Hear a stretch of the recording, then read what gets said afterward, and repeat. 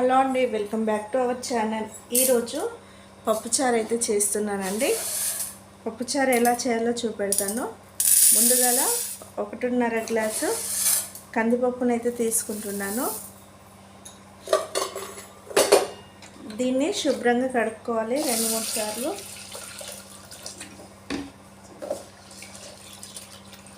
కుక్కర్లో చేస్తున్నాను కాబట్టి పప్పుని ఏం నానబెట్టాల్సిన అవసరం అయితే లేదు. మీ ఇష్టం అండి. ఒకవేళ నానబెట్టుకుంటే ఒక 1/2 అవర్ పాటు నానబెట్టుకోవచ్చు. ఓకేనా? వీటిని అయితే శుభ్రంగా కడుక్కుందాం. పప్పు ఇలా శుభ్రంగా కడుక్కున్నాక ఇందులోకి 3 పచ్చిమిరపకాయలని ఇలా సన్నగా పొడిగా కట్ చేసుకోవాలి. ఒక మీడియం సైజు ఉల్లిగడ్డ. పప్పులో ఎప్పుడైనా ఉల్లిగడ్డ వేయడం స్కిప్ చేస్తారండి. ఉల్లిగడ్డ వేస్తేనే చాలా బాగుంటుంది టేస్ట్. పప్పుచారు అనేది బాగా కుదురుతుంది. ఇప్పుడు 3 మీడియం సైజ్ టమాటాలు ఇలా చిన్న చిన్న ముక్కలుగా కట్ చేసుకొని వేసుకోవాలి. అలాగే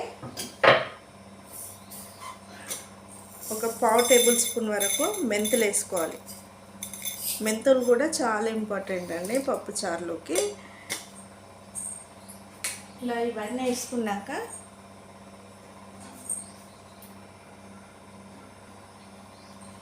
పసుపు, రుచికి సరిపడ ఉప్పు, అలాగే కారపొడి కొంచెం అంత 1/2 టేబుల్ స్పూన్ కారపొడి వేసుకుంటే సరిపోతుంది. మనం ఆల్రెడీ పచ్చిమిర్చి వేసాం కాబట్టి ఈ పప్పుచారుకి. ఇప్పుడు కొలతతో చెప్తానండి. వాటరు ఒక 1/4 గ్లాస్ వరకు నీళ్ళు తీసుకోవాలి. అప్పుడు మనకు పప్పు అనేది మూత పై కప్పు ఉంటుంది కదా, అలా పొంగకుండా మంచిగా ఉంటుంది. ఓకేనా? ఇలా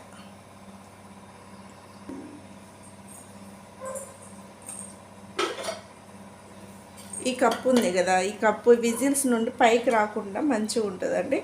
అలాగే ఇంకొకటి బెస్ట్ చిట్కా ఏంటిదంటే, మీకు పప్పు పైకి ఎప్పటికీ పొంగుతూ ఉన్నప్పుడు ఇందులోకి ఒక స్పూన్ వేసి పెట్టుకోండి. స్పూన్ అన్న ఏదో ఒకటి వేసి పెట్టుకోండి. వేసి పెట్టుకుంటే మనకు పప్పు అనేది బయటికి రాకుండా ఉంటుంది. ఇది రెండో చిట్కా అండి. ఇప్పుడు మూత పెట్టుకొని లిడ్ పెట్టేసి స్టవ్ పైన ఒక 4 లేదా 5 విజిల్స్ వచ్చే వరకు ఈ పప్పునైతే ఉడికించుకోవాలి. ఓకేనా? ఇప్పుడు స్టవ్ ఆన్ చేసుకొని ఈ పప్పు గిన్నె కుక్కరు ఈ స్టవ్ పైన పెట్టుకోవాలి. స్టవ్ పైన పెట్టుకొని 3-4 విజిల్స్ వచ్చే వరకు ఉడికించుకుందాం. ఇప్పుడు ఒక నిమ్మకాయ సైజ్ అంతా, చిన్న నిమ్మకాయ సైజ్ అంతా చింతపండు నానబెట్టుకుందామండి. ఈ చింతపండు నానడానికి కొంచెం ఉడుకు నీళ్ళు పోసి నానబెట్టుకోవాలి. ఉడికి నీళ్ళు పోయడం వల్ల మనకు అందులో డస్ట్ ఉంటే వెళ్ళిపోతుంది. అలాగే జల్దీ నానుతుందండి, కాయలు లేకుండా. ఓకేనా? పప్పు విజిల్స్ అయ్యే వరకు ఈ చింతపండు నానబెట్టుకుందాం.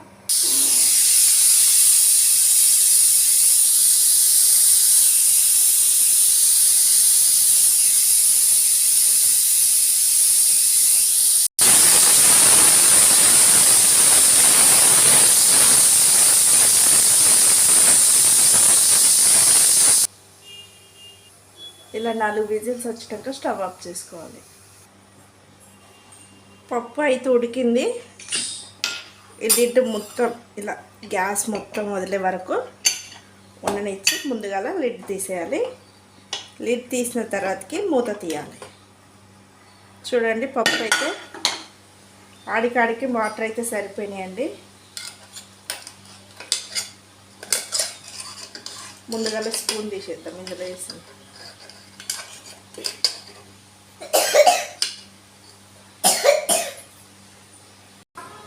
పప్పు అయితే మంచి మెత్తగా అయితే ఉడికింది. ఇలా గంటెతోటి ఇలా అనుకుంటే మనకు ఇంకా కొంచెం మెత్తగా అయిపోతుంది. ఇప్పుడు మనం ముందుగా నానబెట్టుకున్న చింతపండుని ఇలా పిసుక్కోవాలి.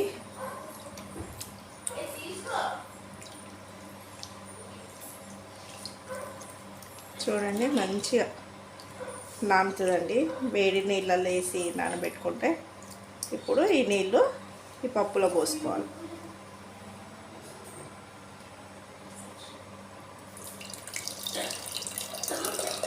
ఇలా చేతులు ఇలా ఫింగర్స్ అడ్డం పెట్టుకొని ఇలా పోసుకుంటే మనకు చింతపండు అనేది రాకుండా మంచిగా నీట్గా వచ్చేస్తుంది చారు అయితే.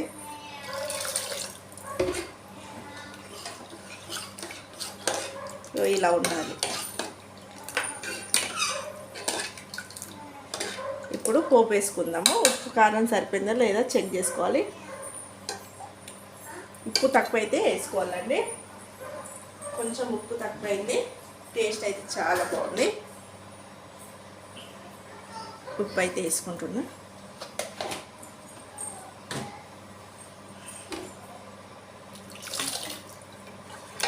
ఇప్పుడు పోపు చేసుకుందామండి. స్టవ్ వెలిగించుకొని ఒక గిన్నె పెట్టుకోవాలి. నేను ఈ కడాయిలోనే అయితే పోపు అయితే వేస్తున్నాను.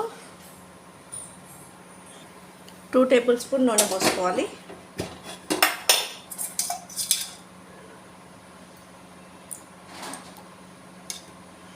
దీంట్లో పోపు రెడీ చేసుకొని పప్పులో కలుపుకోవడమే అండి.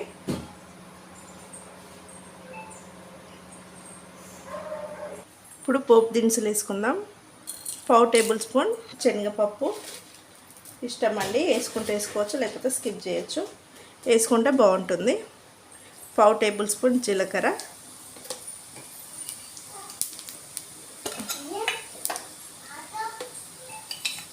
1/4 టేబుల్ స్పూన్ ఆవాలు,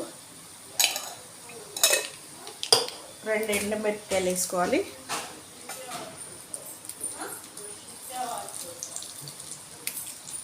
అలాగే ఒక వెల్లుల్లిగడ్డని ఇలా పొట్టు తీసి కొంచెం క్రష్ చేసాను.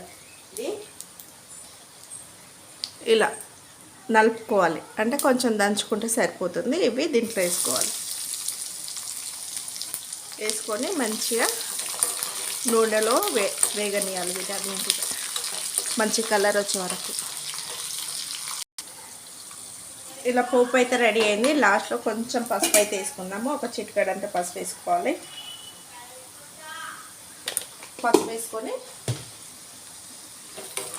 కలుపుకోవాలి. ఇలా కలుపుకున్నాక ఇక ఇది పప్పులో వేసుకోవడమే పోపు. ఇందులో వేస్తున్న పోపు రెడీ అయినట్టే.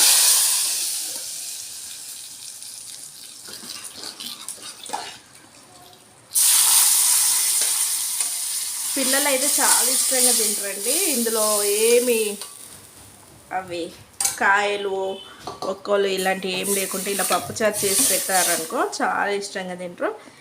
ఇలా వేసుకొని దీన్ని ఒక 2 నిమిషాల పాటు స్టవ్ పైన పెట్టుకొని వేడి చేసుకుందాము.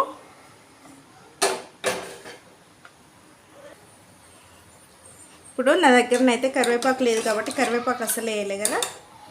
ఇంట్లోకి కొంచెం అంత కొత్తిమీర పుదీనా వేసుకుంటే చాలా అంటే చాలా బాగుంటుంది. ఇది కొత్తిమీర అండి, ఇది పుదీనా 2 కలుపుకొని వేసుకొని ఒక 2 నిమిషాల పాటు మసాలా వేస్తే ఎంతో రుచికరమైన కందిపప్పు చారు అయితే రెడీ అయినట్లే ఫ్రెండ్స్. ఓకేనా.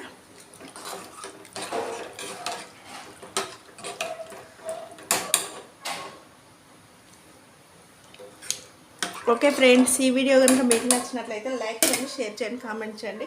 ప్లీజ్ సబ్స్క్రైబ్ చేయండి ఫ్రెండ్స్. ఓకేనా. Bye bye. ఇంకా స్టవ్ అయితే ఆఫ్ చేస్తున్నాం.